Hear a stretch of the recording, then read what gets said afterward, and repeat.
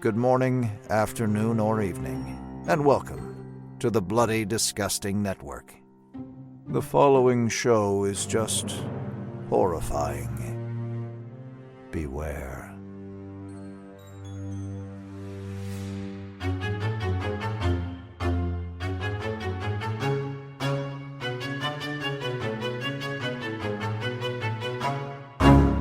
You're obsessed with her, and you're obsessed with her daughter! All right, easy, Geraldo.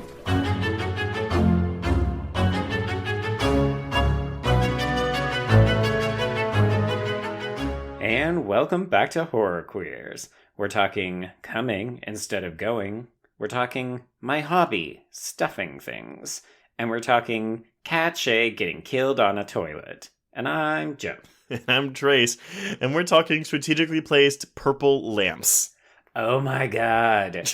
How many people sent you that gif or picture when you said that you were watching this film? Quite a few. Honestly, though, this is the second time. Sorry, everyone, we were discussing Anthony Perkins' Psycho 3 starring Anthony Perkins. Yes, it's the Anthony Perkins show. Yeah, honestly, so I did watch this movie for the first time 2 years ago when we covered Psycho 2. I watched Psycho 2, and then I was like, fuck it, I've got the set. I'll just watch Psycho 3, because I've never seen that before. And so I watched it, and even then, like, those fucking lamps were the thing that just, like, stuck out the most. In a granted, a field of interesting visuals in this film. Yes. Yeah, it's funny, because as I teased last week, I have been waiting to watch this for like 2 years after you and Michael Verratti just went off on how banana pants crazy and weird and unusual this film was. And I have to say, I'm not disappointed, but this is actually far more of a interesting, good film than I expected. I thought it was going to be sleazy and dumb, like Texas Chainsaw Massacre Next Generation. Oh, yeah, no. It's definitely not like that, but tonally, it's so different from those first two movies because there are camp elements here. It's like, I still would call the movie campy, but it still takes itself seriously enough to where the camp doesn't interfere with the emotional journey, let's say, that Norman goes on. I would honestly say that I don't find it campy so much as it is comedic. Like, there's a good comedic bent to it, some dark comedy. And yeah, like I said, I mean, I actually quite enjoyed this movie. It doesn't quite feel like a Psycho film, right? And yet, I agree, and that's the thing. It's just it feels so different, and I do wonder if it has. So we have Psycho 1 coming out in 1960. Psycho 2 is the summer of '83, and then Psycho 3 is the summer of '86. We saw elements of like your typical slasher genre in Psycho 2 in the one scene with the couple's killed in the basement of the house, but that's really it, right? And we discussed it in our Psycho 2 episode. So everyone, if you haven't listened to that, please go back and listen to it because it's really good and Verratti's a really good guest. We may repeat some facts about things in this because it was 2 years ago. So forgive us if we listen to our own stuff. Come on. Well, just forgive us if you go like listen to Psycho 2 and then come listen to this and you're like, well, you said that already. I already heard this. Sorry. I'm like, whatever. But, this comes out the same year that Friday the 13th Part 6, Jason Lives, comes out. It comes out a year before. It's between Nightmare on Elm Street 2 and 3. I want to say it is around the same time as Halloween 4. So I do wonder if the increase of slasher movies around the time had fed into this film.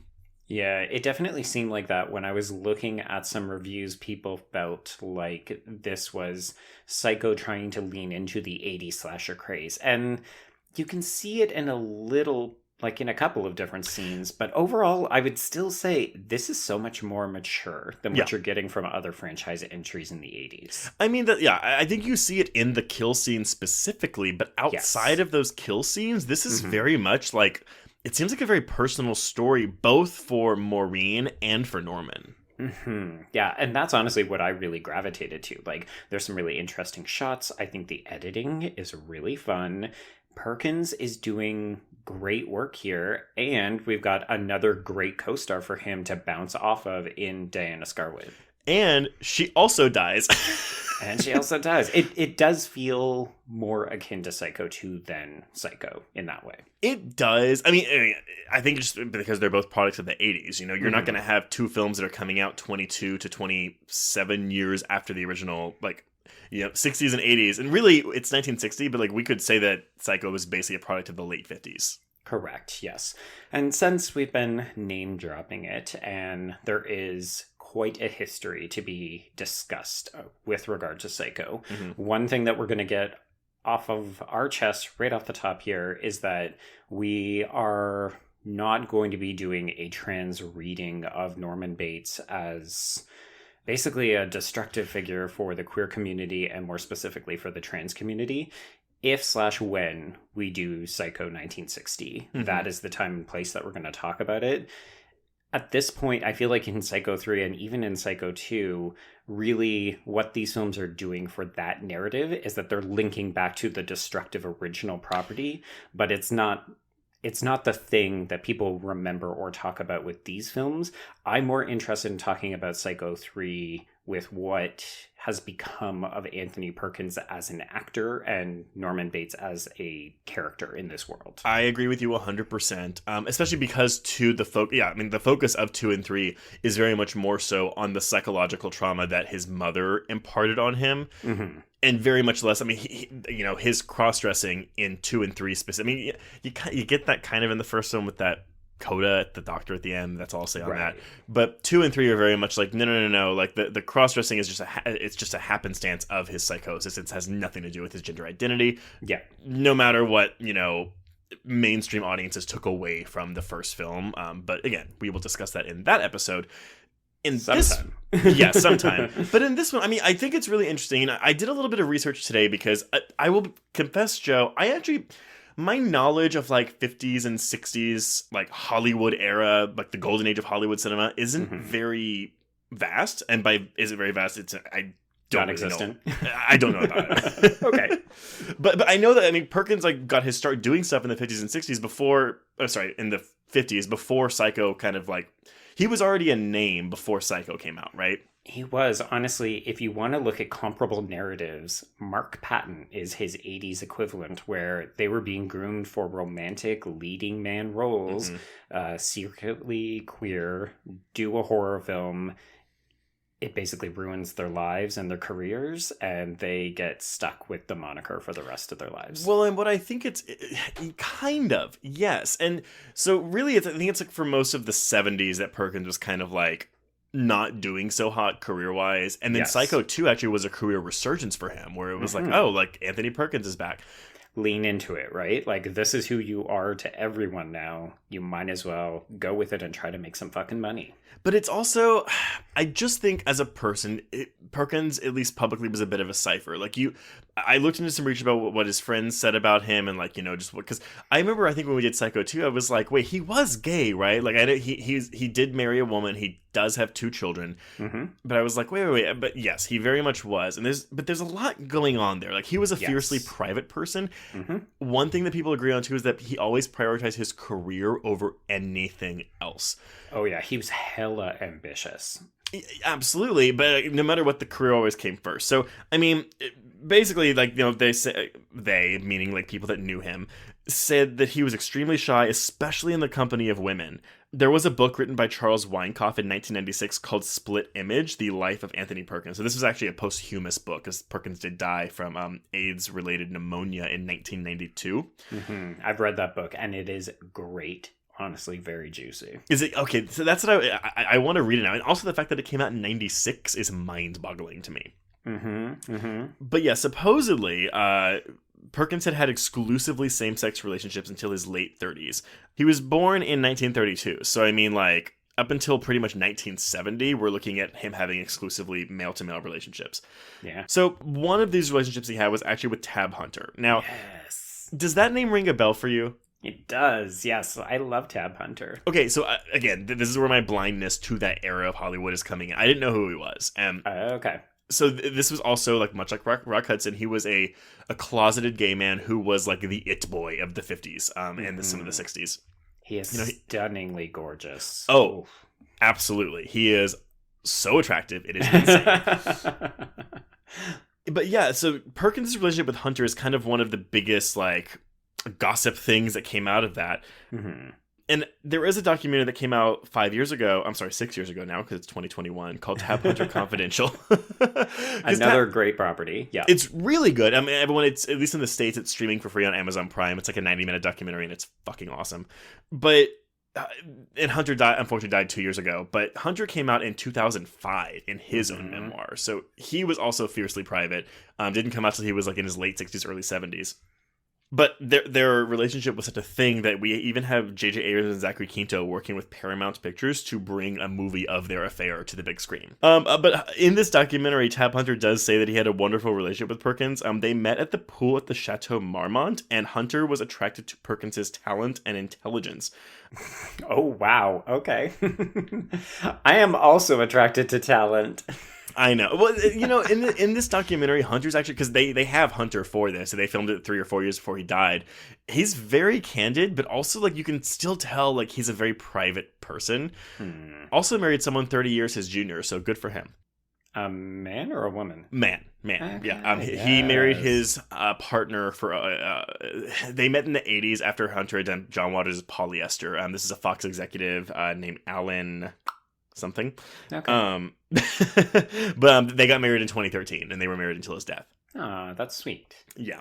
But it's like, him and Perkins did have a pretty close relationship. Perkins bought an apartment like around the corner from Hunter, so they could easily like be together, but like out of the public eye. Yep. Hunter and Perkins would go on double dates with Natalie Wood, who would sneak out the back door to go meet up with Dennis Hopper while Hunter and Perkins like did their thing. It was actually kind of interesting. Then you also have Venetia Stevenson, who was basically their beard, and she acknowledges that. But she does acknowledge that Perkins was more in love with Hunter than Hunter was with Perkins, because Hunter was like your kind of macho man, and Perkins was a bit more, I don't want to use the word soft because that sounds offensive, but more shy, more sensitive, which again sounds like euphemisms for soft, but here we are. But Perkins did freely describe himself as a mama's boy, which I think is interesting. But unfortunately, their relationship kind of petered out because it's kind of bad. It kind of like really sucks. But Hunter did a live TV show of something called Fear Strikes Out, and then went to Perkins and said, oh yeah, I want Warner Brothers, because he was under contract with Warner Brothers, to buy the script for him to make this a movie for me. Perkins then went to Paramount, who I guess he was with, and had them buy it for him, and Perkins ended up taking the role in that film. And so that kind of ended their relationship, or at least was the beginning of the end of their relationship. Yeah, I mean, I feel like it'd be hard to trust somebody after...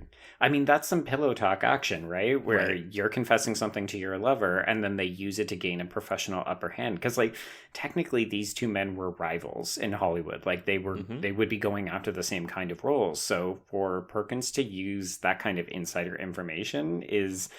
I think it's very telling about that ambitious professionalism piece where he's like, I will do anything to get a leg up, even if it means fucking over my literal fuck buddy. Well, but see, I wonder too if like having to be closeted for your entire life basically plays a part in that. You know, for him, it's like, oh well, me being with a man like isn't a viable or realistic option because it's not possible. Not doable. Yeah. So why put any faith or focus on a relationship when you could have a career instead? Also, if we're going by what Venetia Stevenson said, where she's like, oh, well, Perkins liked Hunter more than him. So maybe there was like this kind of power play going on there where he's like, fine, you don't love me anymore. You don't love me as much as I love you. So I'm just going to go do this and maybe make you jealous. I mean, again, Wait, are you writing like a gossip column right now? Are you doing speculation corner here? I mean, but the thing is, we have to speculate, right? Because Perkins didn't really comment on any of this stuff before he died. And it really is sad.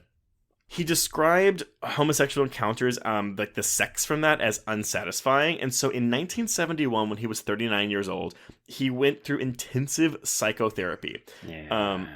Which, again, it seems par for the course for that time period, but it sucks. Even the fact that we're calling it psychotherapy, I'm like, Well, let's call it what it is, right? We're talking about gay conversion therapy. And after this, he then marries 2 different women and has 2 children. right. Well, no, so yeah, in 73, he was 41. He married Berinthia Barry Berenson, who was 25 years old. Mm-hmm. And they married, like, basically a year later. And they had 2 sons. Oz Perkins, of course, the director of Gretel and Hansel and the Blackcoat's Daughter, is one of them. Mm-hmm. But they stayed married till he died from AIDS-related pneumonia in 92. But I find it fascinating that, going through the 80s, going through the AIDS crisis, he makes Psycho 2 and 3. He isn't diagnosed with HIV until 1990-ish, whenever they're filming Psycho 4. Mm-hmm. And please relate to the audience the context for which he has to publicly state that. Well, okay, so from what I've read, because there are some conflicting reports, but supposedly the National Enquirer posted something, had an article, again, this is a tabloid column in the States, posting that Perkins had AIDS, which then prompted him to actually go get tested, and he was positive. Yeah. Now, there are some that, again, the timeline is really misconstrued because Perkins just never talked about it, especially publicly, which, he didn't owe that to anybody. No. But it's just, again, just seeing how queer people, but especially gay men, were treated in this time period in Hollywood, it's just, it's really depressing. And I do hate the fact that he died so early. I think he was 60 years old. Yeah, he's not old. Before he can even talk about this, if he even wanted to talk about this, it's just really sad. Yeah, having read the biography, it did seem like he was the kind of person who would always say, well, why don't you talk to me about my career? That's where your priority should be, as opposed to my personal life. Well, I think it's interesting, right, though, because we're 2 people who, we do, you're a bit more private than I am on the air, but, we're both fairly open and candid about our lives, and that's just, it's not always, we're not celebrities though. We are actively not celebrities, yeah. But I can't imagine being as fiercely private as Perkins or even Tab Hunter were, because it's not the way I've been. But I'm also, I grew up in the 90s and the 2000s and the 2010s. This is in the 50s and 60s. Right. And we came of age at a time where it was becoming popular to be queer, where safe space started to become a popular term, where being diagnosed with AIDS wasn't a death sentence anymore. Think about the career implications for Perkins, not just being gay in the 80s, but having rumors swirling that he had AIDS. People didn't want to touch people with AIDS. So how do you work on a movie set? He literally could not afford to be gay, and he certainly could not afford to be HIV positive. Well, and that's even the career trajectory. So, Tab Hunter didn't come out till 2005-ish, but he began the 80s being in, his career was basically dead. He did one sleazy horror movie in the 70s, but he had a career resurgence in 1981 when he decided to be in John Waters' Polyester. Right. And then we have Perkins doing Psycho 2 in 83. So they're both going through this career resurgence. Well, Tab Hunter does a movie with Divine and Elena Kazan called Lust in the Dust, with which that's actually how he met his husband, who was a Fox executive. But he went to Perkins. This would have been around 83, 84. So right after Psycho 2 came out, and said, hey, I have a part for you. I would love for you to do it. Even though they haven't really seen or spoken to each other in years. Right. Perkins said he would love to do it, but it wasn't what the project he was looking for at the moment. So he turned him down. And that was the last time they saw each other before Perkins' death. Oh. But I just find it interesting, Tab Hunter basically, without coming out, goes to this crazy queer property where he's making out with Divine in a John Waters film. Yeah, I think he realized that there was still career opportunities for him. I think the difference is that Anthony Perkins felt like he never wanted to go that route because it wasn't legit, right? Unfortunately, I think he actively hated the fact that he had to work in horror in the same way that Wes Craven was desperate to try to make music of the heart, right? These people who are forced into a genre and then can't get out of it, even though the genre loves them for it. Well, I also wanted to, because by this point Perkins had settled down with his wife and he has 2 kids. So he's I don't need to be, again, I'm just supposing here, but I don't want to be around my former male lover for a significant amount of time. Yeah, it should be noted that in the biography, and maybe this is just people being bitchy gays, there was a lot of talk about the fact that he was still having affairs with men throughout his marriage. Right. And I mean, here's the interesting thing. Like, if you read into the nature of his relationship with Bernie, they actually talk about the fact that they weren't like a husband and wife, but that they were a great team. And it seems like they had a great affection for one another. So even if we want to say Anthony Perkins was still very much a gay man in a heterosexual, beardy relationship, they were making it work and they loved each other. Well, and that's the thing too, right? Because people always refer to Perkins as gay, and it's just like, well, like the words bi or pan are never thrown around, which I mean, exactly. Which again, it's like if he had have lived longer, then maybe he would have been able to embrace some kinds of other. I mean, if he even chose to A, talk about it, or B, label himself. Yeah, exactly. Yeah. But again, these are things that we'll never know because it's not our privilege to. No, it's not our.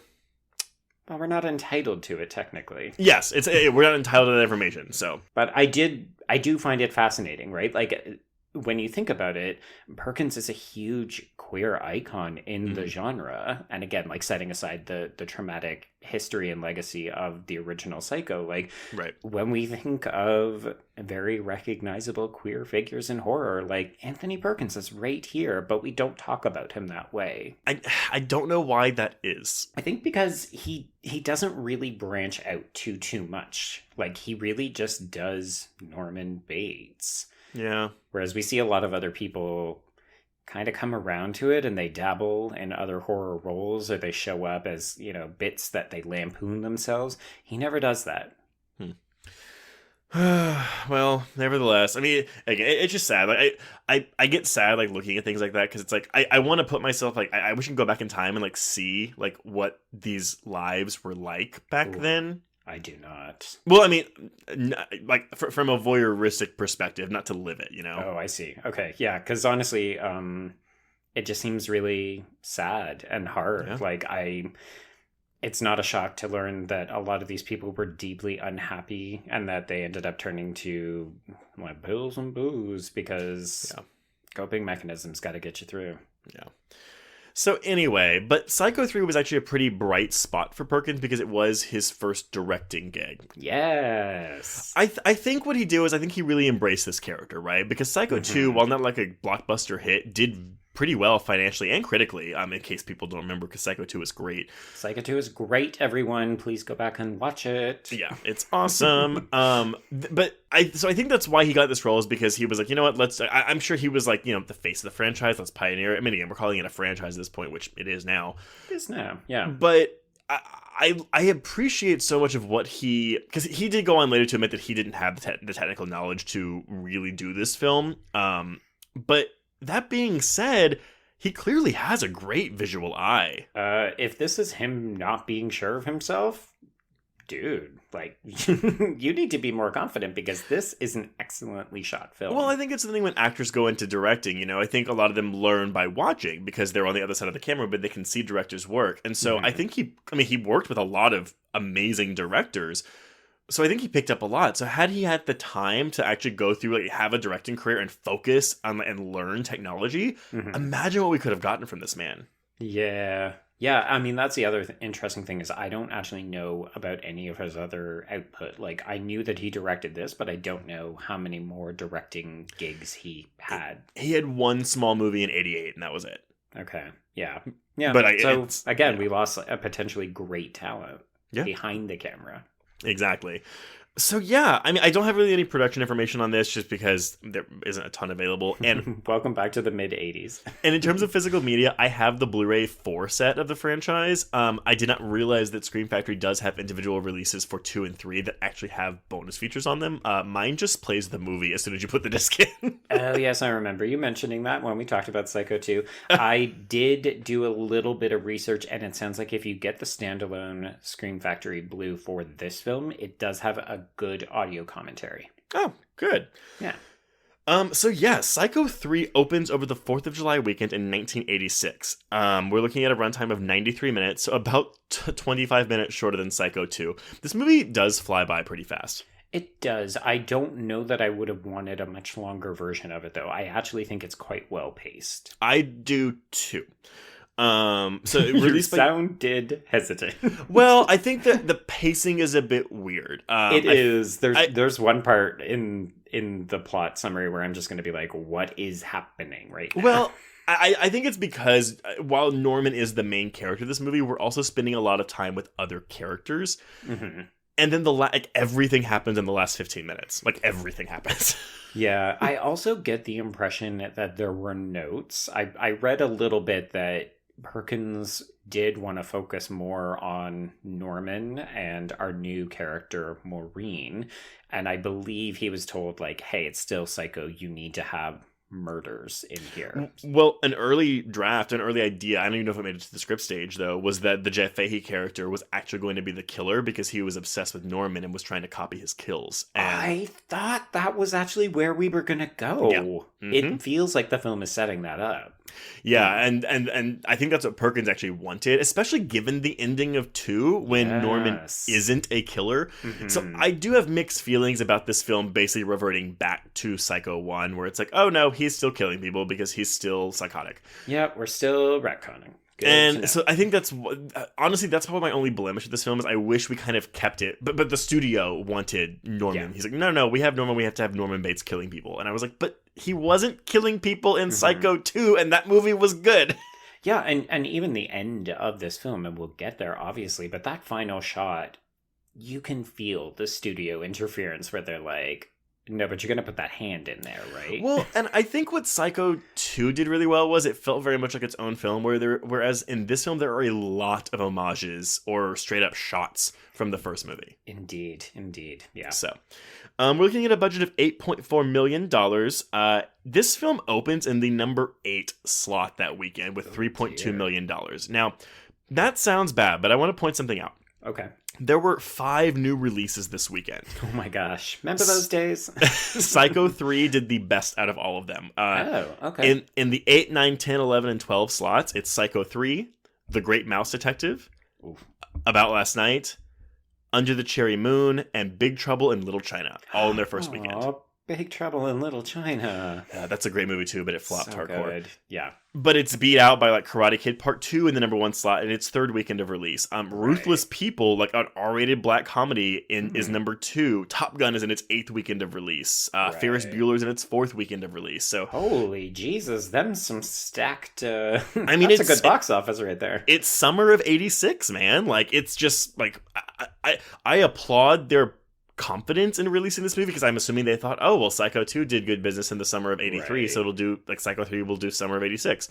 No, it wasn't fated. So this is actually why Psycho 4 is a direct-to-TV movie because of the poor. This movie went on to gross $14.5 million, so it did make its money back, but it was a huge. Like I think it made less than half of what Psycho 2 made. Right. Oh, right. Yeah. Did we mention that we're covering this because it's 3 and we're doing a month of 3s? Fuck! Oh my god! 30 minutes in. We're amazing. So yeah, we're on week. We're actually on our 3rd week of 3s, Joe.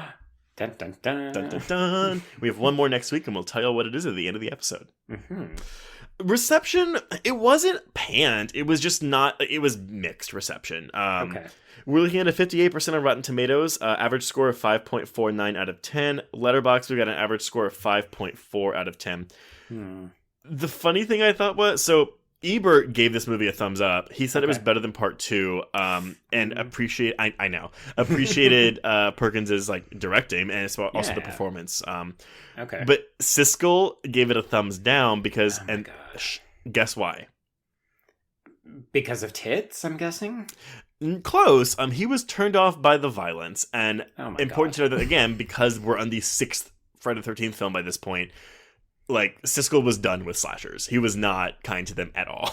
You know what? I'm done with Siskel. I'm so... I'm not going to speak ill of the dead. Of the dead, yeah. But honestly, it's your fucking job. Like, guess what? I review horror films all the fucking time. You and I do it each week. Do we complain about the violence each week? No, because it's your fucking job. It's like... if I was like going to a Western, like I really hate that there's like a desert there or that they have guns. Get these horses out of my Westerns. So yeah, but I mean, there were a significant amount of critics who actually did prefer this to 2, but then the general consensus was, oh, well, the problem is it's just relying on the original without doing anything more with it. And I kind of agree with that to an extent. Yeah, I mean, for me, narratively, that's very true. For stylistically, I think this film is really swinging for the outfield. Yeah, no, what was that? I do agree. I do agree. Oh, good times. But yeah, so that's really it, Joe. Let's talk about this plot and this, I'm gonna say, iconic opening line of this film. It is madness, yes. It really like just buckles you for the toe. So I think I said this on the Psycho 2 episode, but when I had like back then 2 years ago when I like finished Psycho 2, I was really tired and I put in Psycho 3 and I kind of fell asleep on my couch, but then you're going to yell this at me, aren't you? No. But Diana Scarwood yelling, "There is no God!" like made me jump out of my sleep. Jump out of your sleep. I love it. Yeah, so we open at a convent where we have a nun named Maureen, who is played by Diana Scarwood. And yeah, she has discovered that there is no God, so she is contemplating suicide at the top of a bell tower. Except when she tries to go and do it, she is restrained by another very kindly seeming nun, who she then inadvertently kills. Oops. Can you imagine? This is the pre-title sequence, and I was like, are we watching Alucarda right now? No, what is happening? It's such a weird way of, not that we had to have Norman Bates in the opening for this film, but I can only imagine going into the theaters in 1986 and getting this, like, also kind of blasphemous, I guess, because like you're killing a nun right away. Like 2 minutes in. Yeah. 2 minutes into this movie. Yeah, we haven't even gotten the credits because the credits happen when she leaves this convent because she's like, well, I'm definitely not a nun anymore. Yeah, no, absolutely. And also the shot of this nun falling is really cool too, because like, you get like 3 different angles of her falling before like she thuds off screen. Yeah. But it's a fall. It is a long ass fall. It is a long, like, what is this? Batman 1989? Well, she fallen like 24 stories. So we've got a dead nun and then a suicidal nun to kick off this movie. Yes, to kick off our Psycho 3. I also won't lie, I was conflating this one with the 4th one, which is the prequel. So I thought that we were getting a Norman Bates's mother backstory, because this also feels like it's taking place in another decade. Yeah, it does. And the thing with 4, because I have only seen 4 once, and honestly, I don't even think I've seen it in its entirety, but it's a prequel sequel. Like, it's like, it is set partially in the past, partially in the present. Well, because it starts, I think it's bookended, or like there's interstitial, but basically the whole plot of 4 is where Norman is out, he's recovered again. Okay. After this movie, and he calls a radio show to tell his story. Oh, yes. Okay. So, and Olivia Hussey plays Mrs. Bates. God damn it, now you got me intrigued again. By all accounts, it's actually not that good. But, I mean, again, the ingredients are there. Right? I mean, there's always fascinating tidbits in these films, even if you don't like them as a whole. There's just stuff to talk about. Interesting things happening. Well, also, the director of Psycho 4 is none other than Mick Garris, a.k.a. the director of Critters 2 and, like, a bunch of other, like, stuff. Oh, Sleepwalkers. I was going to say, you can say Sleepwalkers, and you can just say Master of Horror. Yes, there you go. Master of Horror, Mick Garris, co-host of that Postmortem podcast. There we go. Okay. There you go. Free plug for you, Mick. There you go. Okay, so over the credits, she's wandering through the desert. Speaking of the desert, get this desert out of my horror movie. I don't love this opening credit sequence, but someone had pointed out that they really like the music that plays over it, and so I feel compelled to say that the composer for this movie is Carter Burwell, and when teaming with Perkins, he actually, they were like, we don't want to make it too orchestral, we don't want to, because the score for 2 is Jerry Goldsmith, and it does kind of play off of 1 a lot, of Bernard Herrmann's score. This one does not do that, and that was intentional because, again, outside of the narrative, everything behind the camera was, let's not make it like Psycho. Yes, indeed. But Carter Burwell is mostly known for scoring pretty much every single Coen Brothers movie, and... Oh. Yeah. but Perkins was notified of him by seeing the movie Blood Simple. Yes, because he said that Blood Simple is a reference for this film. Yes, especially when you see a lot of the colors, which when I first saw this movie, I thought he was trying to do like Giallo. It's actually a Blood Simple. Like, he's trying to do that entire movie stylistically in Psycho 3. Fascinating. Random, though, but Carter Burwell also scored Wayne's World 2, Buffy the Vampire Slayer, A Goofy Movie, Blair Witch 2, and Twilight. My God, I love this for him. What a career. It's so good. Like, what a career. Also, the whole first season of The Morning Show. Oh my God. Is The Morning Show your new Lizzie McGuire? Because stop it. I'm changing things up for our third year, yo. You are not, sir. If nothing else, you are the Psycho 3 making references back to Psycho 1, sir. Yep, that's what I am. So yeah, she's just walking through a desert for like 3 minutes. Yeah, credit. And then she gets to the road and she gets picked up by wannabe rock and roll star Duke, played by the one and only Jeff Fahey. Okay, he is all teeth.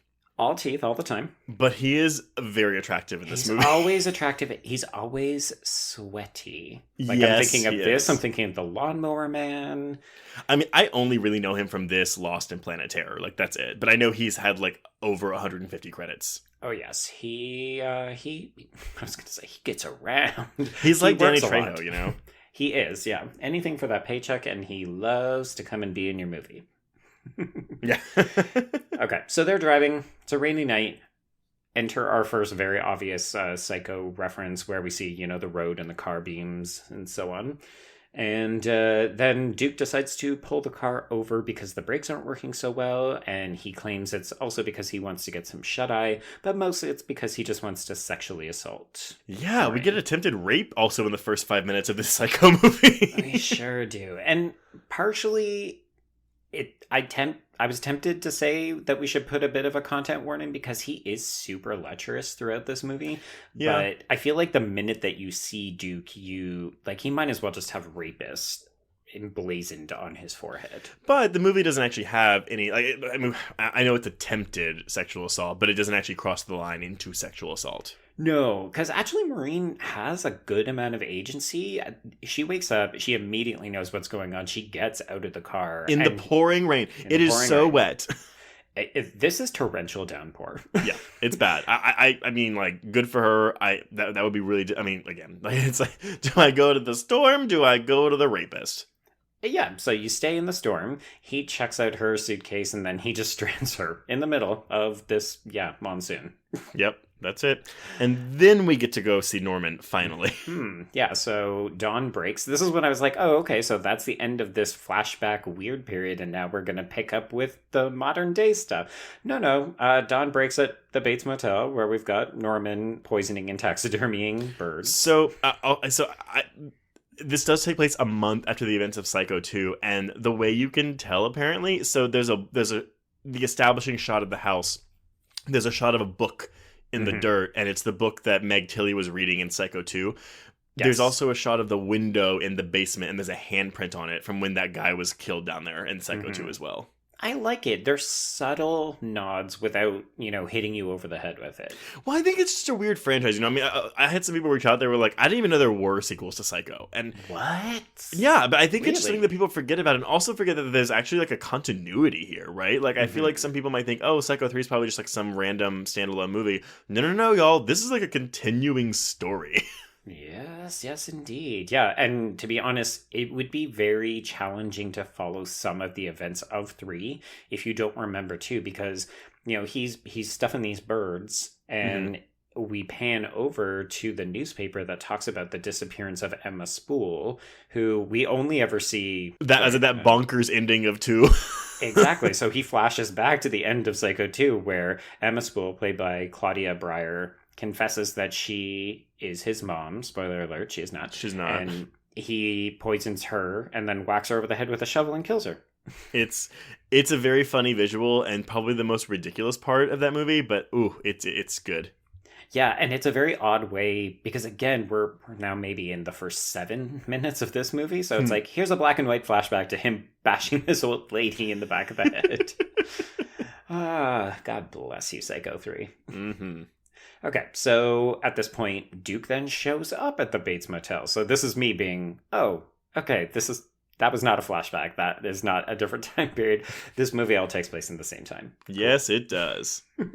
So Duke more or less just invites himself into a job as the assistant manager.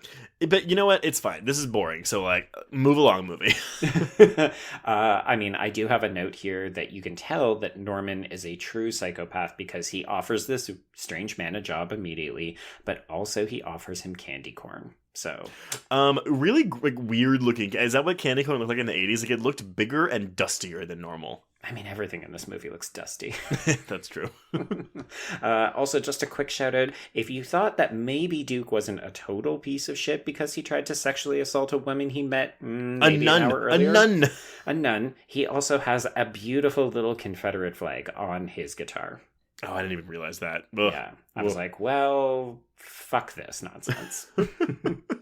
That he doesn't get a more brutal death is really upsetting. It's super disappointing, but I mean, maybe that's because originally he was the true killer. He was going to be the killer, yeah. So let's go to the local diner, that place that Norman and Emma both once worked at. So everybody's still talking about her because it's only a month later, and people are like, hey, where's Emma Poole? This is where we get our reintroduction to Sheriff Hunt, who is played by Hugh Gillen, and he's very much pro-Norman throughout most of this movie. I love that this movie is like pro-police. Like, the police is on his side. Well, because he paid his debt to society and then he got out. So the sheriff is like, well, you know what? Like, we couldn't find anything on him and he did his time. So he's good. But then we have a character that I really like. Love her. Oh, Miss Tracy Venable.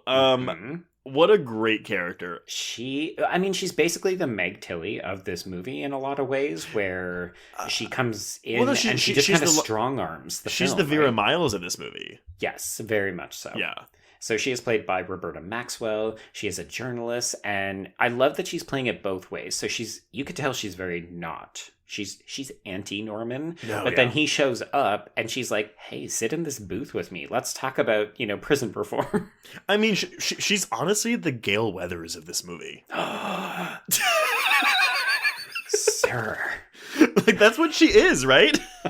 She very much is, yes. She doesn't get enough zingers, but there is one later when she's talking to Duke or Dwayne or whatever you want to call him, but she's like, all you have is your teeth, your pearly whites. Your pretty face and your pearls, and they can get punched out, and all you'll be left with is your charm. Yes.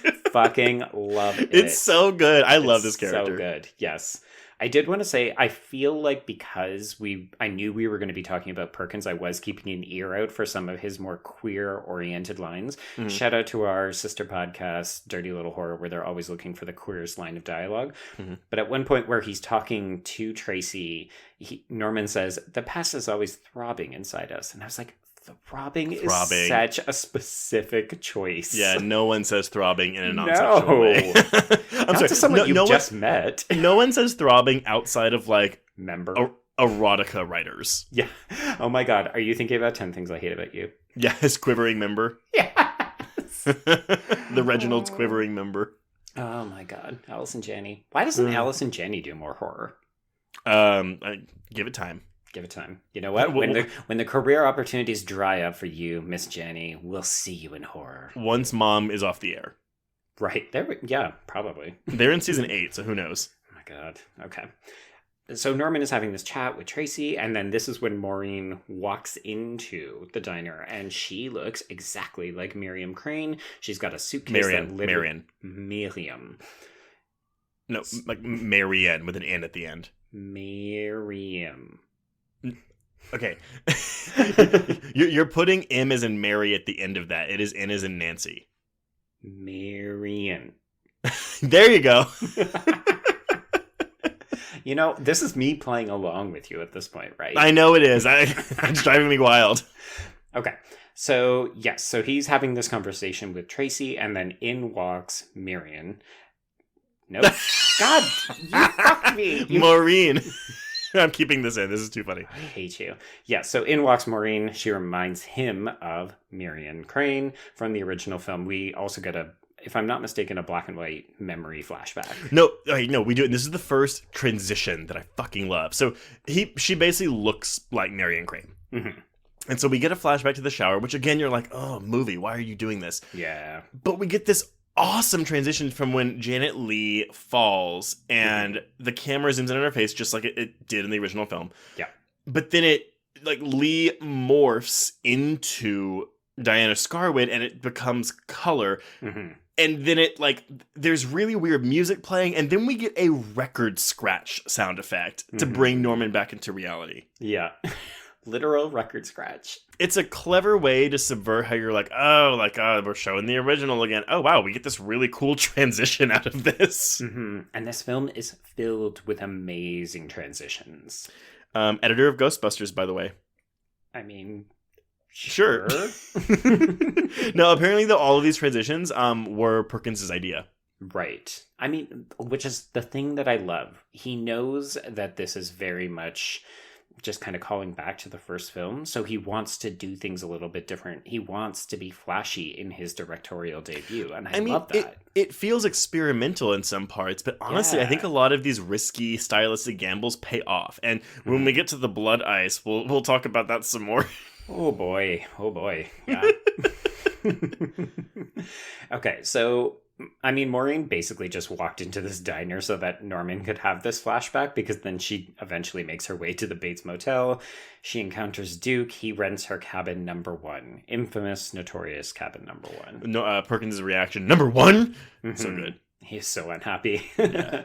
And we know that he's very distraught because this is when Mother immediately makes an appearance, and she encourages him to get rid of the disgusting little whore. So what do we think of this? Okay, because in the original film, it's very much, okay, Norman can do Mother's voice. Mm-hmm. This movie kind of does it both ways.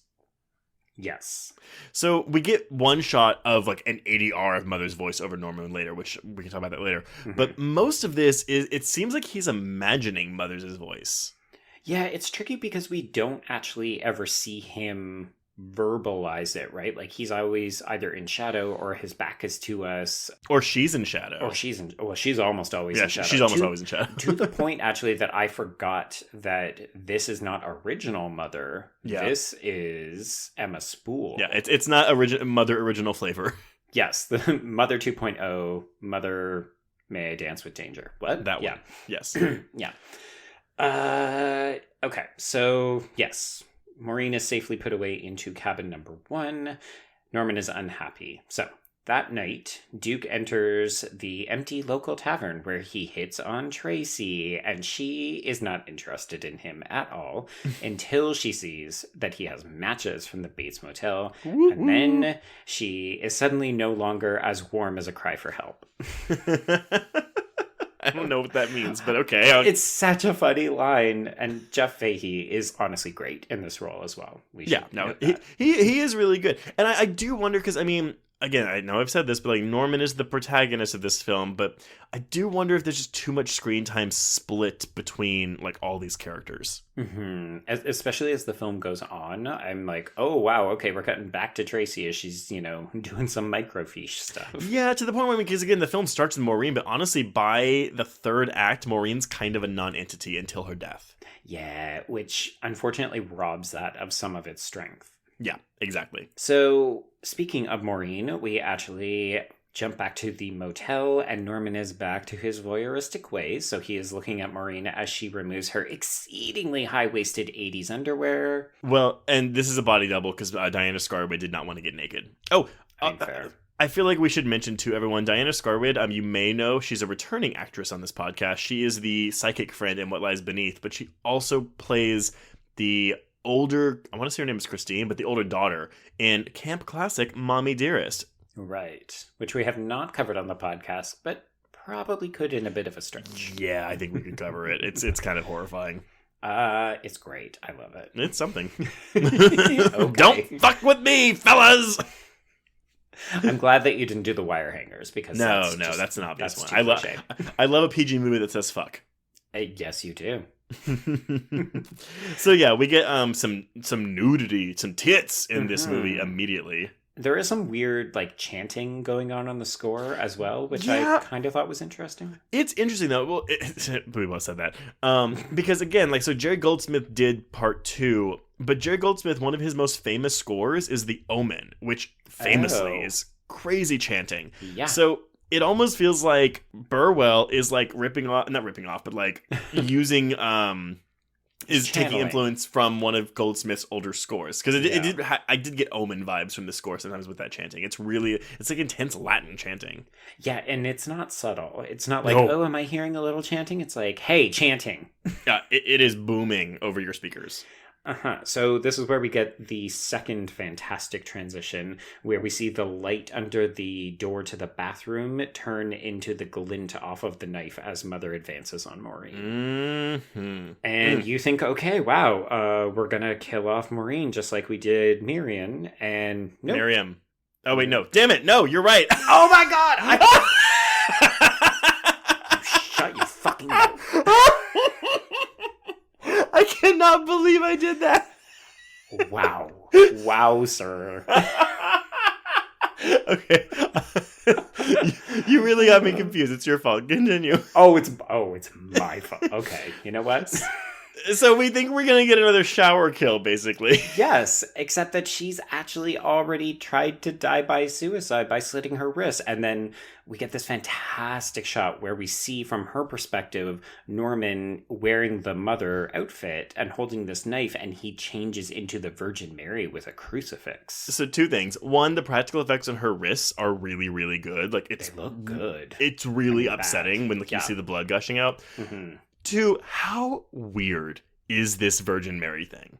Oh, I love it. I fucking love it. It was so unexpected. It was not where I thought this movie was going to go at all.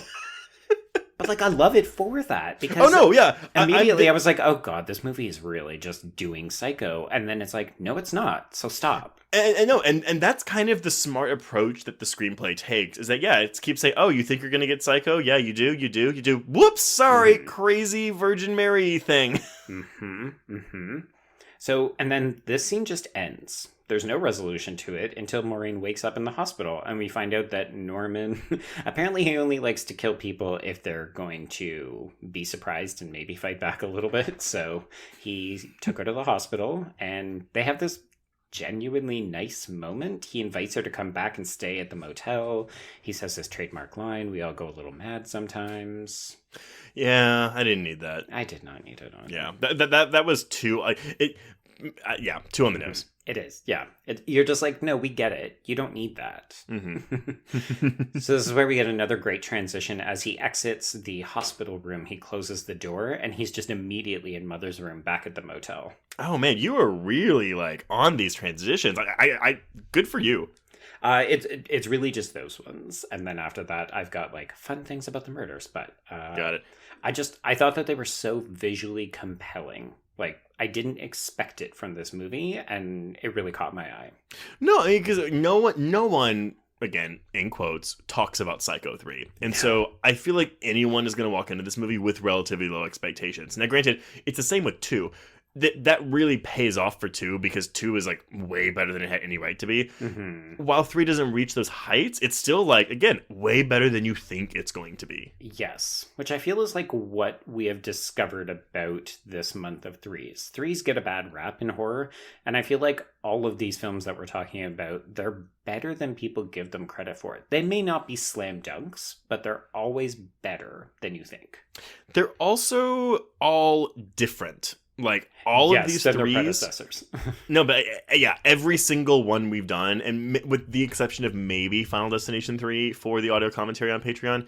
Ooh, I like that plug. Every single one of them is so different from the 2 that came before, and this will go doubly, triply true for next week's film. I'm so excited. Okay. Let's introduce another new character. She's a fave of mine. This is Red. Played by Juliette Cummins. Who's just gonna be naked a lot.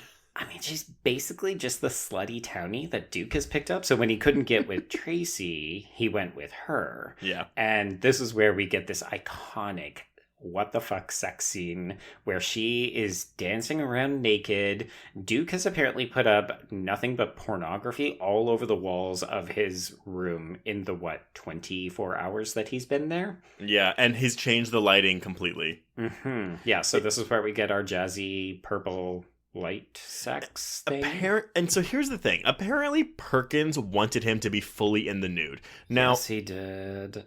Don't know if his penis would have been like on screen or if it would have been hidden. I think so. I think it would have been. I think so too.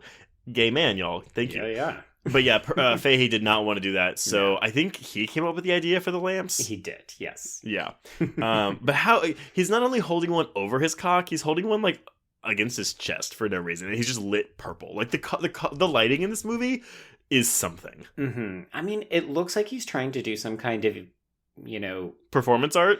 Yeah, like he's doing his own strobe light show for this girl, giving her like stripper lighting or something. It's very fun. But it's also kind of like why do we have this scene? I guess it's only to give us. Well, it's just to give us more time with Red before she dies, I guess. Like, there's not really a purpose to this scene. No, not really. You just need to know that she's at this motel, and then she gets thrown out after coitus, and she goes to make a phone call because she didn't arrive here by herself, and she needs to call a taxi. And this is where we get our first true murder sequence in the film, as Mother stabs her to death in the phone booth. I had to wonder if this was an homage to The Birds. Okay, explain. Well, no, because there's a whole scene where Tippi Hedren's trapped in a phone booth and the birds are attacking her. I mean, it may be too much of a reach, but I have 3 favorite phone scene attacks, and it's the birds, and it's this, and it's the waitress, the diner lady, and the blob. Well, it's funny that you said that, because the blob was where I immediately went to this, but I think it's just because it's shot overhead. Yeah, and that would come out 2 years after this, so honestly, it's possible Chuck Russell saw Psycho 3. Maybe. Ooh. I will say I'm a sucker for a phone booth death, and I would invite other scenes like this, and I would like to hear from listeners if they have other recommendations. And don't say phone booth, which I love, but it's not the same thing. Oh yeah, that's not what we're talking about, and you know it. So yeah. Stop right there.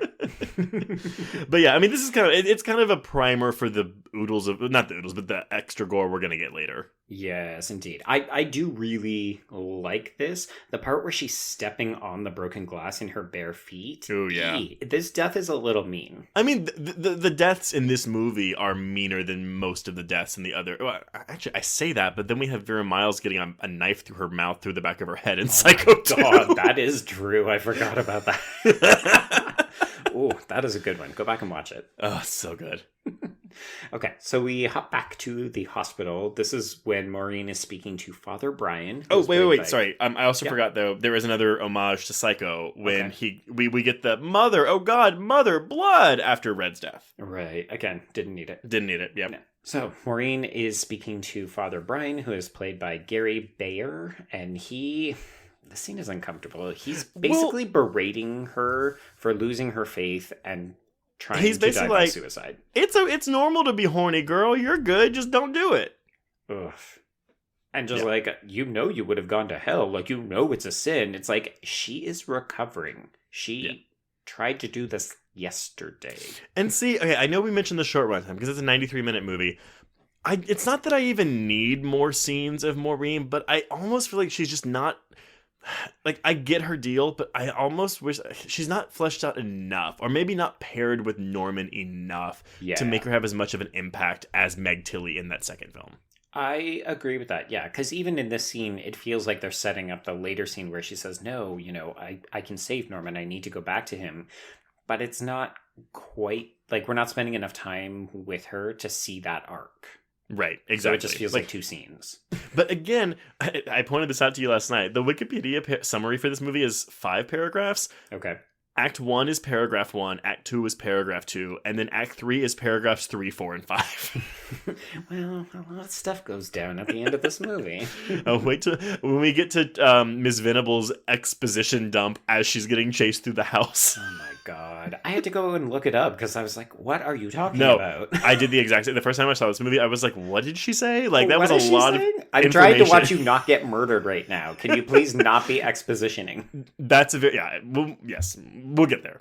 Okay, so Tracy, meanwhile, is trying to get information from Duke at the motel, and he has nothing to say because he barely knows Norman. So Norman has picked Maureen up and brought her back to the motel as they agreed upon. And this is where the film loses me a little bit because the motel has also been infiltrated by partying college students, Trace. Yes. This feels like, hey, how do we get more bodies here for Norman to kill? It 100% is that, because I also don't know why he kills Patsy, played by, as you mentioned, Kat Shea. I don't know why. She's if he's gonna kill anyone in this party, it's not her because she's the sober one. Mm-hmm. Yeah, and I guess maybe just because she was the only one by herself. Yeah. Sorry, but we're going a little too fast because I actually do like this almost sex scene between Norman and Maureen. Yeah. I mean, they go out, they have a nice date where he takes her out for dinner and drinks and they dance and then they come back. They have good chemistry. They do. Now, do you think Norman Bates is a virgin? Yes. So I do too. And so I love this. It's not even a foil, but this juxtaposition of Norman, who's a virgin because of psychological trauma, mm-hmm. and Maureen, who's a virgin because of her vows, but also kind of psychological trauma that hasn't that hasn't made her mentally unstable. Well, actually, I'm sorry. Well, I think it kind of has. Yeah, like yeah, it's at least set her off center. So there's such a great pairing, and but this is really the last time we get them together to really like have moments of dialogue until her death. And that's kind of the bummer of this movie for me. Yeah. I did like that they start to initiate sex mm-hmm. and then they dial it back because that to me was very believable. Like, yes, you would want to, but also you're just so not ready for this life-changing thing to happen. So he just abandons her in the middle of the night. Well, it sucks. But it's also like, obviously we've seen Norman be horny, but like, usually leads to murder. Well, but not explicitly, right? Because when he lusts for Marion Crane, he does look at her. But I mean, granted, the remake gives that masturbation scene, but like it's all just like it's subtle. Whereas this is the first time, and if I'm forgetting something between him and Meg Tillion too, forgive me, but the first time we've seen Norman like in a makeout session. I think so. So I like that exploring this new avenue of his character and how he deals with it. Yeah. And, when she comes up to check on him and he's like, I just really can't talk to you right now. I'm too busy slamming my hand onto a knife. I thought this was really shot interestingly, too, because he's like inside the house and mm-hmm. It's like Romeo and Juliet where she's like looking up into the window at him, like mm-hmm. holding on to a pillar. Like I was like, this is Romeo and Juliet. Yeah, they are star-crossed lovers doomed for tragedy. Mm-hmm. Yeah, it's so good. And I think these scenes do reinforce how much you want these two fallible, traumatized individuals to just kind of come together. The problem is that they're in the middle of a slasher film. Yes, and the differences between Mary in 2 and Maureen here is that, we have Norman feeling for both of them, and also both these women do turn out like feel things for Norman. Right. But you have the betrayal of Mary in 2, where it's like, oh, I'm actually like Lila Loomis's daughter, and I'm working to like put you away again, and you don't have that here. So I like that we're kind of like switching roles for the females here. Yeah, me too. Sorry, now I'm kind of thinking of like, what are some of the other ways this film could have gone? But I know, no. But you know what? We can't be talking about these star-crossed lovers because we have partiers to dispatch, Trace. So it turns out that Maureen was woken up by Patsy, one of these partiers, because Norman had fled the room so quickly he left the door open. Norman. So that was our introduction to Patsy, and then the very next scene that we get of her is she's like, she's just such a fun character too. Like she's a quintessential 80s stock secondary character, but like, she just kind of casually goes to pee, and then somebody comes in. She's like, hey, get out of here, and then gets her throat slit. Do you think that... is it supposed to be a scare when she sits on it and screams because the seat was pulled up? I don't know. It's such a weird touch because she's like, ugh, men. And it's like, okay, that's cool. But like, I mean, being raised by two women, I was frequently berated if I left the seat up. Here's the thing. I've always pulled the seat down. Whenever I heard the first complaint from a woman about, oh, men always leave the seat up, and I was like, what are you talking about? Like, I don't just put the seat down. I put the seat and the lid down all the time, no matter what. Oh, wow. You are a scholar and a gentleman. It's just a habit. I don't understand what the issue is. Because people are lazy, and because we can stand to pee, we just walk away. But this death is quite bloody. It is, yeah. It's a little bit shocking, to be honest. I mean, it's not like it's something that we haven't seen before. No. Although I can't remember, apart from Jurassic Park, the last time I saw a character bite it on a toilet. Ooh. Technically, in Friday 5, Miguel Nunez Jr. does die inside a porta potty. Yeah. Those enchiladas, man. Oh, God. Honestly, what a terrible way to go. I do not want to die while I'm on the toilet. I don't want to die smelling my own shit. Well, thankfully for Patsy, she's only peeing from what she is only peeing, but she does die, and then she is...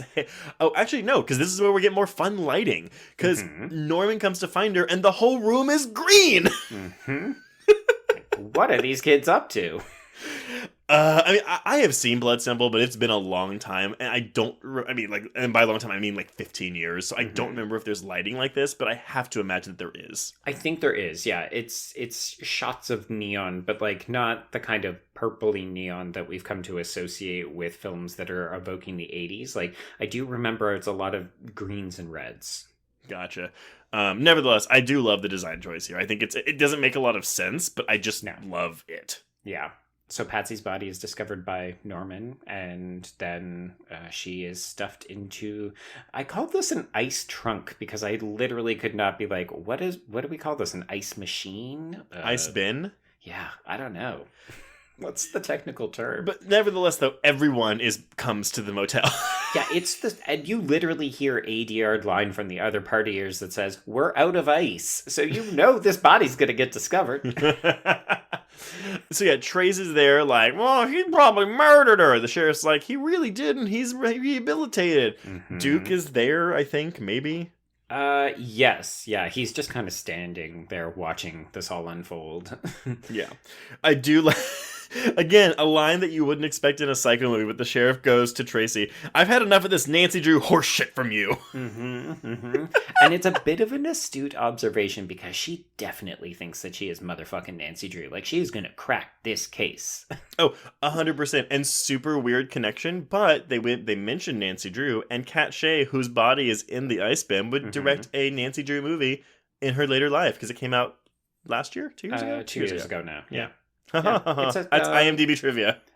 Oh, God, of course it is. No, it's not. I just said it would be, because that's something stupid that would be on IMDb trivia. It definitely is. And as someone who literally covered that from my other podcast, I can say that version of Nancy Drew is pretty good. I think I shat talk it when we did the Carrie 2 episode, and I feel bad about it. You sure did, because Kat Shea listened to that episode. Whoops, sorry, Kat Shea. Come back and listen to this one. We love you. So, Trace, this is where we get that infamous scene where the sheriff is sucking on bloody ice cubes. Okay.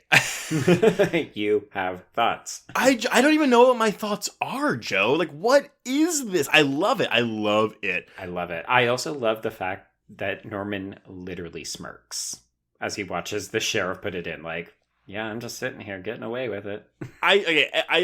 He just grabs ice casually from the ice bin to eat it. It's hot. It's very hot out. Right, they're in California. Or are they? They are. I think they are. Okay. But it's so, again, weird. This is weird. Well, this for me is where that black comedy comes in, right? It's the kind of thing where you think, oh, this isn't scary. This is funny. Well, and inappropriate. I looked at some of the reviews, not a lot, but a couple from the time, and a lot of them were lamenting that it wasn't scary and that there was no suspense to be had in this movie. And I was kind of like, I don't know if that's the intention, though. Yeah, I honestly see 2 and 3 as more dramas with murders in them. And I'm not disrespecting them as horror films, but it never seems like they're crescendoing to full-blown murder set pieces. Like the scenes with explicit murders often feel more like, oh, right, we need to put this in because the studio expects it. Yeah, the body count for this movie is 4. Mm-hmm. Yeah, and it's inconsequential characters for the most part. Yeah, pretty much. I mean, the fact that Tracy makes it out of this movie alive is mind-boggling to me. I can't. I can't believe it! Again, way to subvert my expectations there, Psycho 3. I thought she was going to bite it for sure. Oh, 100%! But she has too much exposition to dump. This is true. You can't kill me! I know all the exposition! I'm the killer in Stab 3! Oh boy. Okay, so the reason that Tracy is there is not because because everyone knows that Patsy has gone missing, but also because she is there to pick up Maureen. So Maureen now knows who Norman is and she leaves. We do get that brief scene where he kind of tries to explain to Maureen and she says, yeah, I know, that's why I just gave you that fake alibi about you being with me all night, but I'm still gonna go. Yeah. Yeah. Good for her, but... Like, these feel like real people. Yeah. Like, this is not a scene that should be in this film, but it's there because we care about these characters. Mm-hmm. For sure. Yeah. It's really good. I do wish we had more of a conversation between Maureen and Norman, though. Again, that's my only wish for this. Yeah, we just want more of them. Mm-hmm. But it's too late for that because we've got to lure Norman to cabin 12 as the sky clouds over and a sweaty and hyperventilating Duke is there ready to blackmail him. This room, I think it's even darker and more poster covered than it was before. Which, again, if you think of Duke as the secret killer of this movie, makes perfect sense. No, it does. But yeah, he has kidnapped the body of Mrs. Spool and is just holding it ransom. And kissing it. It is so bizarre. So we get this fight, which is pretty fun and messy and dirty. I mean, it literally plays as a cartoon is on the TV. Well, like, okay. If you don't know how to read this scene, it is a cartoon. No, but the cherry on top of this scene. The cartoon is Woody Woodpecker. Yeah. And Woody Woodpecker, so after he has knocked out Duke, Woody Woodpecker on the TV laughs, and Norman looks at the corpse of Mrs. Spool and just goes, "Mothers, don't laugh at me." Yes. Like, yes. I love it. I love it so much. It's so, and I think we're meant to read this as, wow, Norman's psyche has fractured so much that he thinks the TV is speaking for his mother, but it's also just so weird and fun. I will walk back a little bit what I said about how I hate that it's like, oh, Norman killing people again, because I think it's just because, honestly, after 2, you care so much about Norman and you want to see him succeed. Mm-hmm. So that this whole movie is about, again, him losing his mind again. Yeah. It's tragic to see it. It is. And it doesn't work if Perkins doesn't invest so much humanity into the performance. He could have gone over the top with this, and he is almost playing the straight man through both 2 and 3. Mm-hmm. And I think it only makes the film stronger. I 100% agree with you. It's still a 3-star film for me, 3 for 3. Yeah. But but I do actually. I think I gave Scream 3 a 3 and Hellraiser 3 is a 3.5. So it's close. We're consistent, if nothing else. Yeah, true. But yes, no, I agree with you 100%. Okay. So Duke is down for the count. He's taken an ashtray to the head, a lamp to the head, and his guitar to the head several times. Mm-hmm. And as Norman prepares to dispose of these bodies, we also see Tracy is digging into Emma Spool, and Maureen is telling Father Brian that she thinks she can rescue him, so she's going to come back to the motel. So there's a lot happening all at once. Okay, so a couple things with this. So Tracy's investigation, so it's basically like she learns from the owner of the diner that Mrs. Spool worked there under the diner's previous ownership. So she goes to see that owner, who is now in an old folks' home. Yes. And that's when he tells her, like, oh yeah, she was also committed for a while. Which is important. So I honestly was like, oh wait, right, this is happening. But yes, all the while, like, Maureen is doing her thing. So we're kind of cross-cutting between this. Yeah, we've got 3 different lines of action, but we're not quite giving... I mean, I don't know that I actually even need a lot of this Tracy stuff. I know that it pays off in the climax, but it also kind of doesn't. And I would have loved, again, this should have been more with Maureen, like wrestling with it. I would have rather Tracy get the story that she explains to Norman in the climax. Mm-hmm. I would rather this man tell her that. Or I don't know. Like, it's a big gasp-worthy moment here, right? Right. Not during the action-packed climax, because it distracts him, and that's what makes the climax kind of like, well, for me. A little bit, yeah. But we also now have a kind of another homage to Psycho 1, but again, it subverts it when Norman is attacked by Duke in the car and they go into the water. Yeah, I like it. We should also mention that he does full-on kiss Patsy on the lips when he breaks her out of the ice bin bucket thing. And breaks her arm as she pulls it out. Good sound effect. I liked it. No, it's really good. There's a great shot from the interior of the car as like the car floods and sinks. I like it. He's got his foot on Duke's neck, which is also pressing into the accelerator. It's so good. And then this extended underwater shot of like him escaping from the water. It's poetic because, again, that's how he disposed of Marion Crane's body, was by, dumping the car with her body in the river or the lake or whatever the fuck. And so it's so appropriate that like that's also how Norman also meets his end. It reminds me of a movie called Night of the Hunter as well, which has got this gorgeous underwater sequence where somebody has to escape from a vehicle, and it's poetic, it's beautiful. I think this is honestly one of the more thrilling sequences in this film. Yeah. So sadly, that is the end of Duke. We are done with him for sure now. Yeah, and again, like I said earlier, I wish he had a bloodier death. He's the only male death in this movie, and it's the least bloody. I mean, I guess the nun in the beginning there was blood out of her head. Like a little bit, yeah. It kind of sucks that he's like, if you want to play into the whole slashers or misogynistic thing, this movie would sometimes support that. Yeah. I think just because Duke felt like the most logical antagonist to Norman. Oh, yeah. Like, he's the one who's actively trying to hurt Norman. Everybody else is kind of just either in Norman's way or is a true victim. Yeah. Yep. So speaking of true victims, we return to the house. Maureen is there. She's dressed in a satin nightgown. So apparently she's going to save him by, like, fucking him, right? I think that's... Well, no, because, yeah, they're both virgins. She's like, we can come together. Yes, indeed, Maureen. Yes, indeed. So Norman is actually responsive to this, except that then he gets distracted by Mother, and he inadvertently kills Maureen in the exact same way that she inadvertently killed the nun in the beginning. So, I didn't even put that together. That makes sense. Because the shot looks almost the same as she's falling down the stairs as the nun does at the beginning. See, though, that shot of her falling down the stairs is as a replica of when the detective Arbogast gets killed in Psycho 1. Yeah. Because it's like the green, but yeah, her the back of her head gets impaled on the arrow of like an angel statue or like a Cupid statue. Yeah, because they're star-crossed lovers, which I love. It's really good. It's really, but it is sad. Like I don't think it's as sad as when Mary dies in part 2, because that again, I don't think I didn't expect Meg Tilly to die in that movie, and I didn't even think I really expected Maureen to die in this movie. But no. Again, because she's a less we spend less time with her, it's not quite as effective. Yeah, I mean, it's just, you haven't spent that time, so she's not as significant a character. My question, though, so they both hear Mother's voice, and it comes from the bedroom.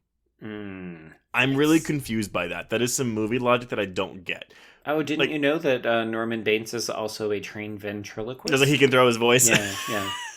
It's been established. It's canon, Trace. Come on. Like, I think because if Mary wouldn't have been shocked to hear it, I think that would have made sense. Like, okay, we're just hearing Norman. Like, it's Norman hearing it from the bedroom, whatever. But Maureen does hear it, and that was kind of like, that doesn't really make a lot of sense. But listeners, if you have a correction for this, by all means, tell us. I wonder if it is something to do with her kind of evangelical, like, she's finally willing to accept someone into her life, and that's when she's touched by the divine and she can hear the otherworldliness of Mother. I think I would buy into that more if we got any more of that post the Virgin Mary. Right. Yeah. So, I mean, again, it's a flaw for me, but it's not a deal breaker. Yeah. And especially just because, like, well, Maureen's done now, so... Yeah, she is out of the movie minus her pristine corpse on that couch later, Yeah, holding a candle. Can we get a little bit of blood coming out of that head onto that couch, please? Because she looks immaculate.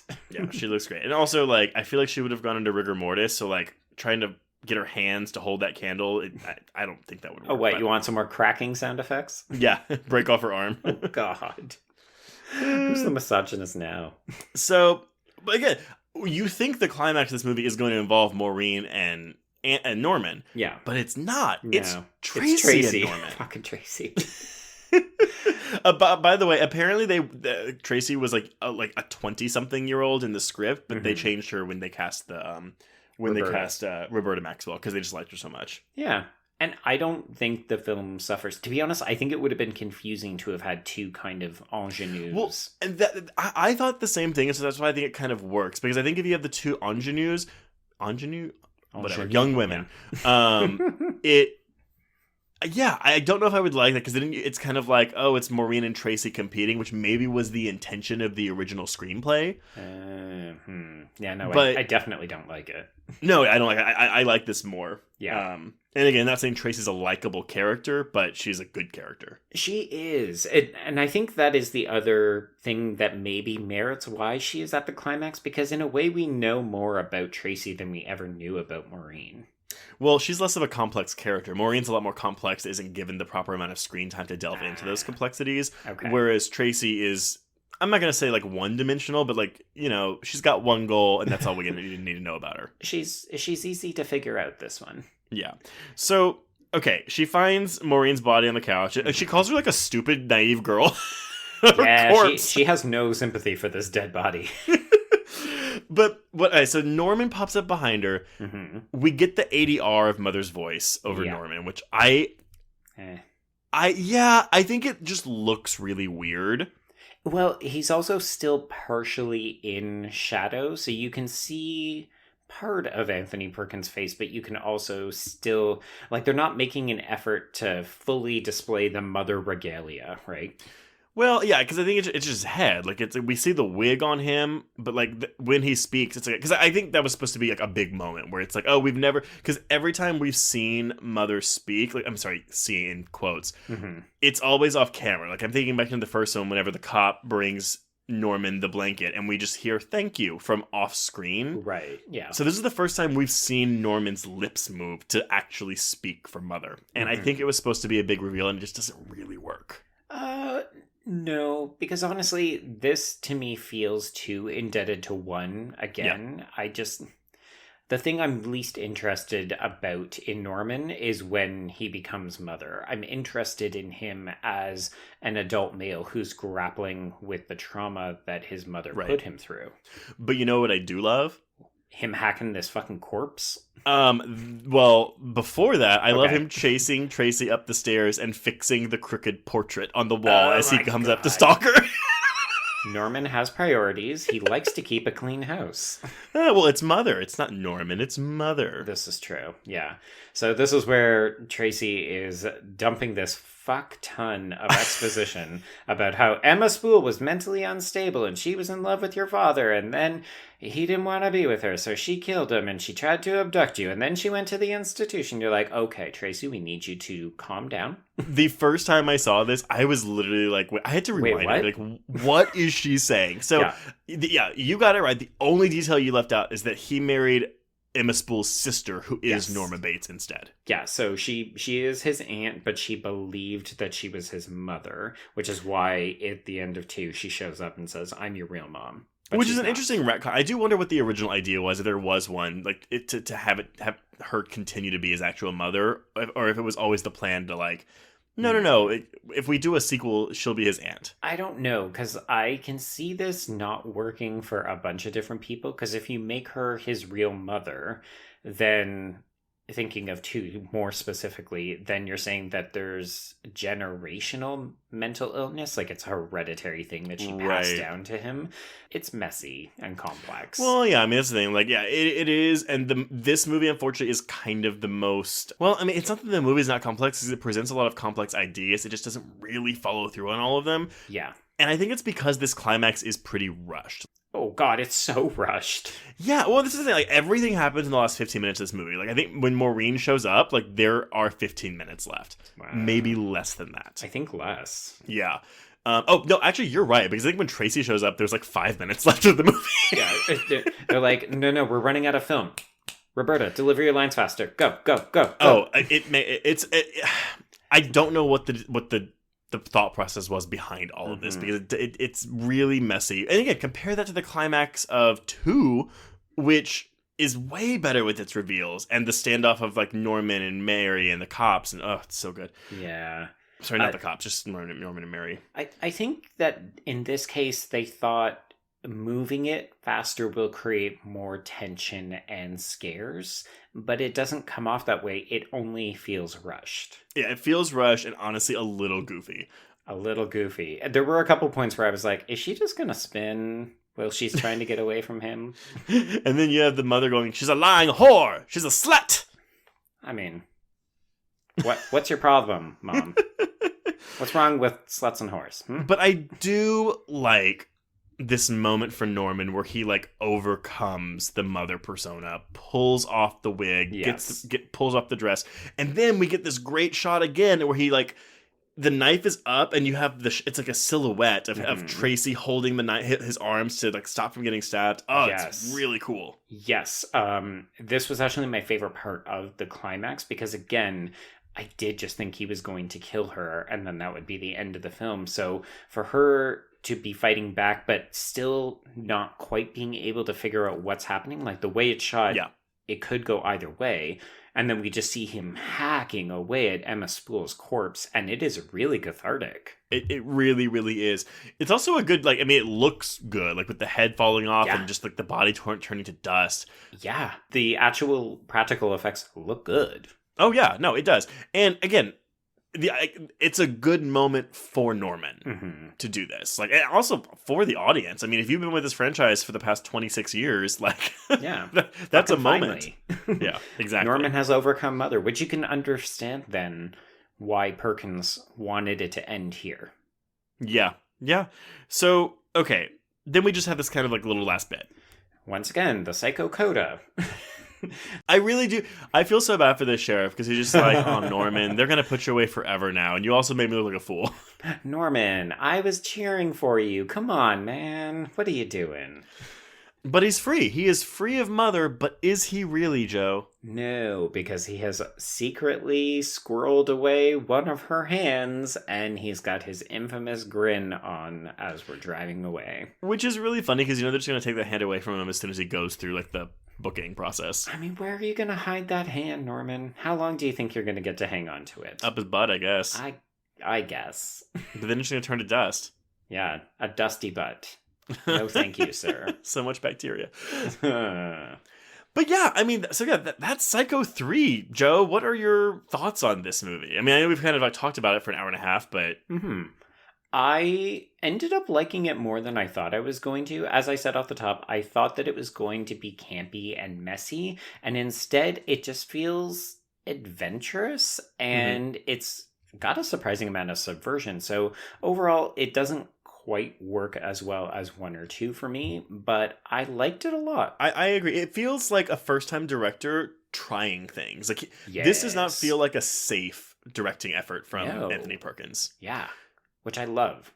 Oh, I agree. And while, I think the film kind of loses itself in that last act, I still think there's a lot to enjoy about this. And so when I see people writing this off as like a shitty movie, I'm just like, honestly, like, I get maybe a shitty sequel, maybe. But as a movie, I think it's quite interesting. Yeah, if you're a franchise purist, I could maybe see it. But again, I think you have to reward this film for the things that it's trying because it's not playing it safe. Like, you could have gotten very straightforward Psycho sequels. And neither 2 nor 3 is doing what you would expect from, I mean, let's be honest, all the other franchises that are coming out at this time. Right? Oh, yeah. No, if you're looking at, again, we're looking at Halloween, Friday the 13th, Child's Play hasn't started yet, but we've got Texas Chainsaw Massacre had already, I think Texas Chainsaw Massacre 2 came out this year. Yeah, it's just like, it's so different from all those, and it sets itself apart from them so much, and I'm almost bummed that this franchise doesn't get more like mentions or appraisals. Mm-hmm. I mean, I know a lot of people would say, I mean, I can't speak to 4, but I do feel like there's a lot of fans for Bates Motel, and I don't think that series is super successful in all the ways that it tries to reinvent some of this, but it does do a lot of work with Norman and Mother specifically. Do you watch the whole series, right? I did, and if I could give it a big fucking kudos for one thing, it was casting Rihanna against type as Marion Crane. And she was... they subverted your expectations. It was really good, and she was good. She was to the point where I was like, hi, do I want Rihanna in more things? I think I do. And the thing with Bates Motel is it was those early seasons where it was like, okay, well, the scenes with Norman and Norma are great. Everything else is really stupid. Yeah, I hated the drug running subplots. And it's as bad. Much as I like that Max Therio, the sex slavery thing was stupid. What? No. But honestly, I think it's a 5-season show. About halfway through season 3 is when it starts to figure its shit out, and it gets and that's the thing, it's a big aspect. Well, you got to get past the first 2 seasons. There are good things in those first 2 seasons, but it's exclusively anything with Norman and Norma. It's all the tertiary characters that you're just like, oh, why are there subplots for these people? Yeah. Who's the girl? Is it Olivia Cook? No. Yes, she's very good in it too. But then there's the blonde one from one of the Transformers movies. Oh, she fucking sucks. Yeah, she sucks. I actually love it. She got the job on Transformers, so she had to leave the show, and then they just never bring her back, and I was so delighted. Well, they do bring her back, and they kill her. Oh, they kill her. Yes. Yes. Yes.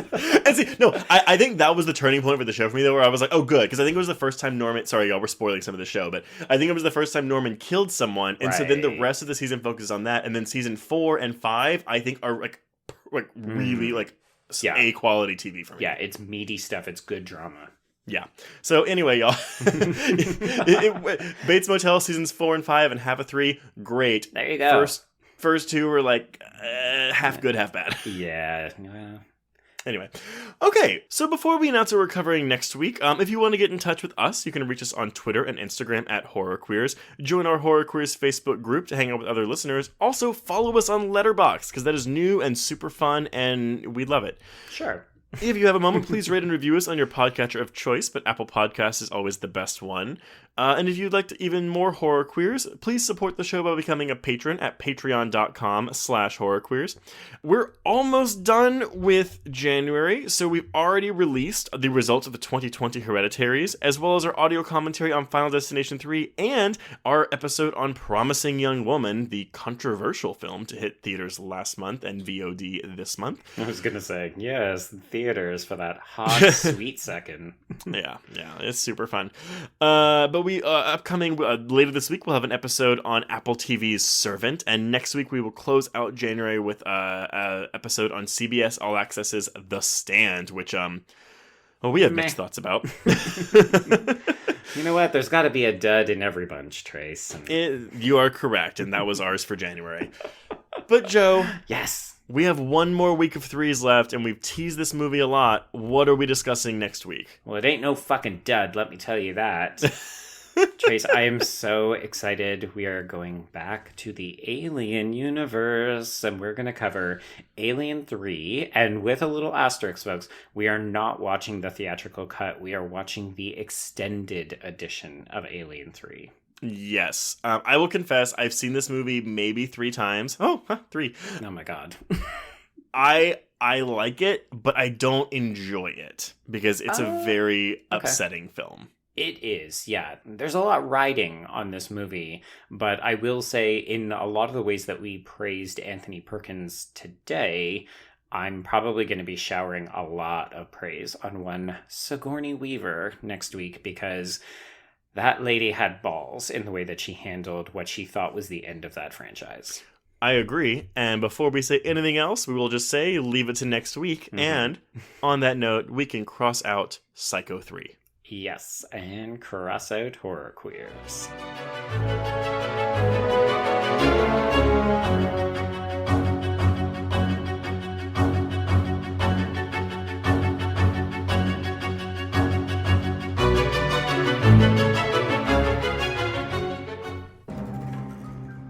You've made it to the end of another Bloody Disgusting podcast. Congratulations. If you like our programming, consider searching for other Bloody Disgusting podcasts, such as Creepy, Horror Queers, The Boo Crew, SCP Archives, Nightlight, Margaret's Garden, Nightmare on Film Street, and more. It was late in the afternoon when the professor and I took our way towards the east, whence I knew Jonathan was coming. Jonathan Harker has asked me to note this, as he says he is hardly equal to the task, and he wants an exact record kept. Dear Madam Mina, I have read your husband's so wonderful diary. Strange and terrible as it is true. I will pledge my life on it. God preserve my sanity, for to this I am reduced. Safety and the assurance of safety are things of the past. I am in hopes that I shall see more of you at Castle Dracula.